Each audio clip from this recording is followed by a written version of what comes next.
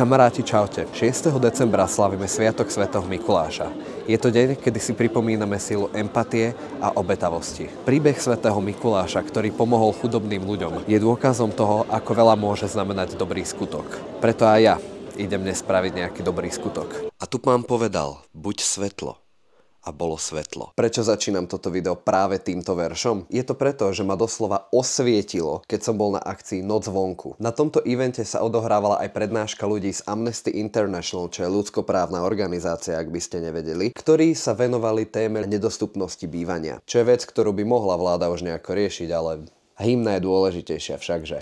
Medzi hlavné problémy patrí napríklad nedostatok nájomných bytov. Tie chcel vyriešiť už Boris Kolár, avšak nevydalo. Po prezentácii od Amnesty International sa mi následne podarilo zoznámiť sa s 3 ľuďmi bez domova, s ktorými som nakoniec spravil aj rozhovory. Koľko zím už ste prežili vlastne mimo domova? Veľa, ale tak toto je taká oficiálna druhá zima. Sú nejaké možnosti pre ľudí akoby takého oficiálneho charakteru, že noclahárne alebo takéto tieto? Ale aj tam nemôžete byť celé dni, lebo je večierka.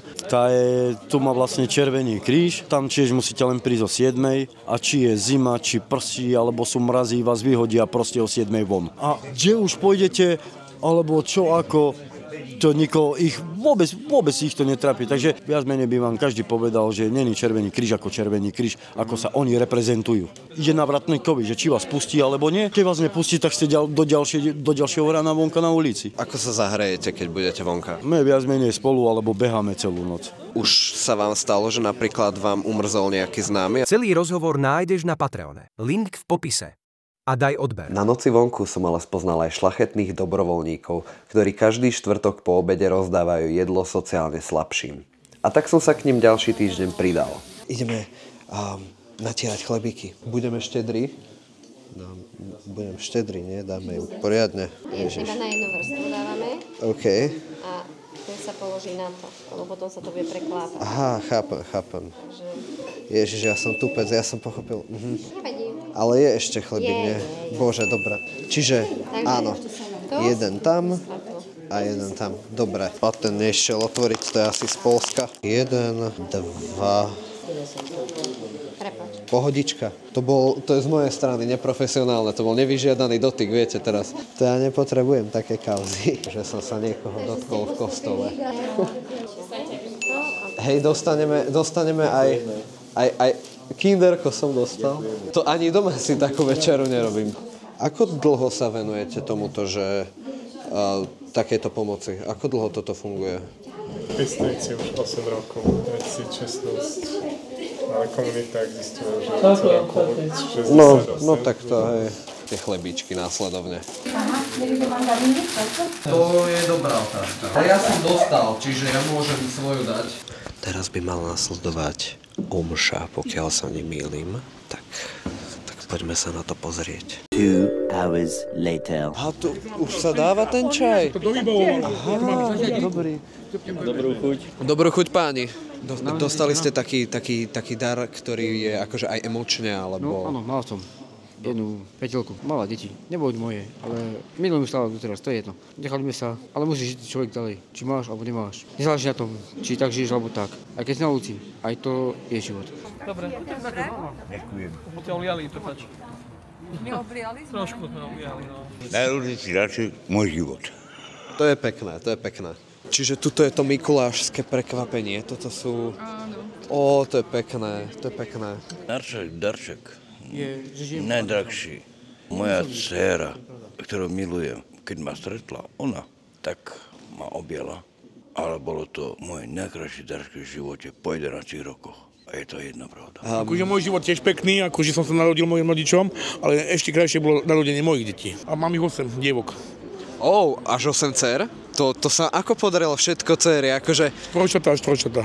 Jediný v Európe, čo máme štvorčatá. Pani manželka bola rada? Bola rada, už není, zomrela. Takže som ostal na ne sám, no. Natieranie chlebíkov mi ale nestačilo. Chcel som spraviť aj nejakú vlastnú iniciatívu. A tak som šiel do obchodu. Hľadáme deky, ktoré sa nám stále nepodarilo kúpiť. Hľadáme teda takéto niečo. Tuto majú pekné deky. Ale tuto sú 17... Táto je za 6, za 7 euro. A few moments later. Dobre, čiže Toto by bol náš dnešný nákup. Tak, dobre, myslím, že by sme mali. Ideme. Podľa mňa nikto tu nevyzerá pofidernejšie než ja. Takže nejaké deky by sme mali kúpené a už ich len rozdať. No, čiže deky som mal nakúpené a potom prišiel Mikuláš. Priatelia, dnes je deň svätého Mikuláša. Aktuálne prší, pred chvíľou ešte snežilo. Je tu fakt, že hnusne po celej zemi. Je taká odporná brečka, ale ako vidíte, ľudí to nezastaví, pretože my sme čo? Slováci. Ideme baliť kurvy. To teba ma pošlu do piče, keď uvidia, koľko mám rokov. 100%. Čau, bráško. Môžem fotečku? Dávaj. Dobre. Môžem aj s babami fotku podľa teba? Keď zaspievaš Mikulášku, poznáš, ne? Nie.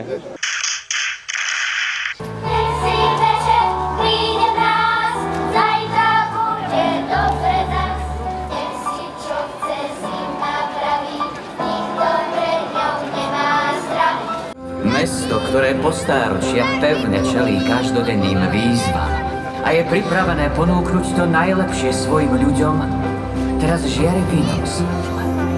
Po svetle Vianoc.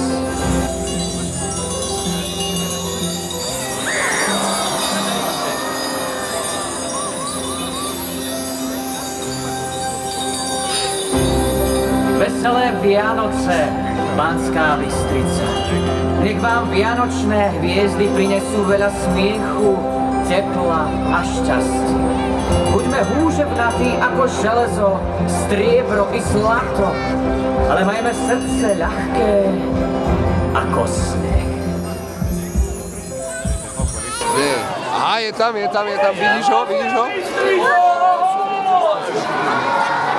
Mikuláš, vítaj medzi nami, vítaj v našom meste, vítaj v Banskej Bystrici. Prišiel si pozdraviť naše deti, prišiel si odovzdať svoje posolstvo. To, čo vám chcem popriať, keď sa obzriete okolo seba a vidíte tie krásne svetielka, tú výzdobu, chcem vám popriať, aby takto počas celého roka svietili aj vaše srdiečka, aby ste sa vedeli jeden na druhého usmievať. Pôvodne sme chceli ísť na námestie aj rozdávať deky.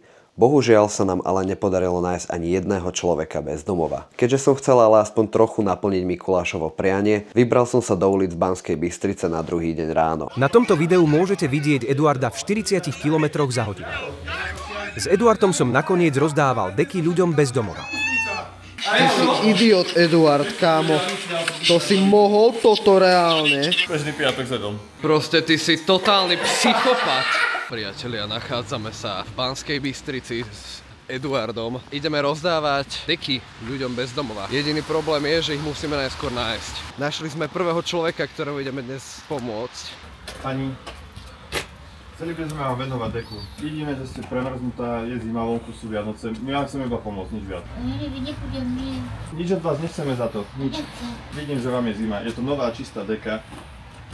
Naošte s ňou, ako uznáte za vhodné. Pani, proste, vidím, že je premrznutá, že je zima, že sa klepe a nechce tu deky. A dokonca som si všimol, že tam na zemi bolo pri nej položené euro.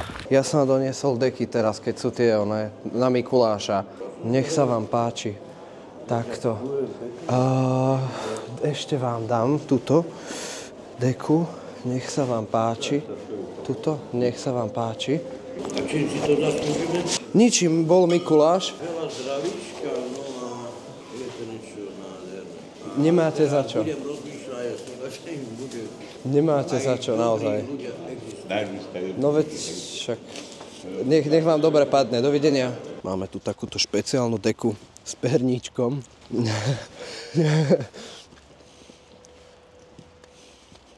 Dobrý deň. Dobrý deň. Máme tu pre vás deku. Tak nech sa vám páči takto. To je vaša na Mikuláša. O pár hodín neskôr. Ja som tam spala. No, veď my sme videli, veď preto my sme vám dali tú deku. To ste boli vy. Áno, že aby vám bolo teplejšie. Ďakujem. Ale vedela som, že na kapitolu znova píne. Lebo som našla darček. Za čo ďakujem. To bolo prekvapenie, keď som stala.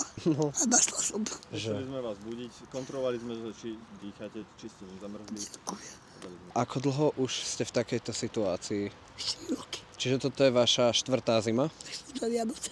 Aké sú Vianoce mimo domova? Alebo čo robíte na štedrý deň, štedrý večer? Snažím sa. A som dojila a som smierila som sama pre seba. Aký najhodnotnejší darček ste kedy dostali? Moje deti. Vychovala som 5 detí. OK. 5 detí. Jeden sa nevie odmlčiť. To je najhoršie, čo môže byť. Je mi to ľúto, že som vychovala 5 detí. Ale z 5 detí, aby jeden neprišiel. Ona mala pocit domova, ako oni cítili, keď som ich vychovala. No dobre, nech sa vám páči. A rado sa stalo. A máte ešte teda príjemný deň. Snáď sa nám teda vám podarí. A čo mi sa môže dariť? Nič.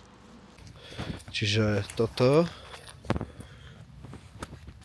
kde sa nachádzam, je miesto za obchodným centrom Terminál. A akože tu sú bezdomovci, akoby je to taký ich dosť spot. Sakra, bojím sa kručina. Treba vám zavolať záchranku? Nie. To nie. Nehajte ma tu. Tuto nech sa vám páči. Aspoň aby ste nezamrzli, pane. No, nezamrznite hlavne. Ďakujem. Dobre, je to čistá nová deka. Mám tu aspoň €20, kúpte si aspoň takú vodu alebo niečo, dobre? Dajte na seba pozor. Dajte na seba pozor. Dovidenia. Dovidenia, pani. Pekný deň. No a na záver by som na vás chcel apelovať. V popise tohto videa sú možnosti, ako môžete pomôcť sociálne slabším. Bol by som veľmi rád, keby ste tak urobili. No a na záver, ak sa vám toto video páčilo, tak dajte odber, pomôžte tomuto kanálu rásť a vidíme sa na budúce. Zatiaľ sa majte a čaute. Waša!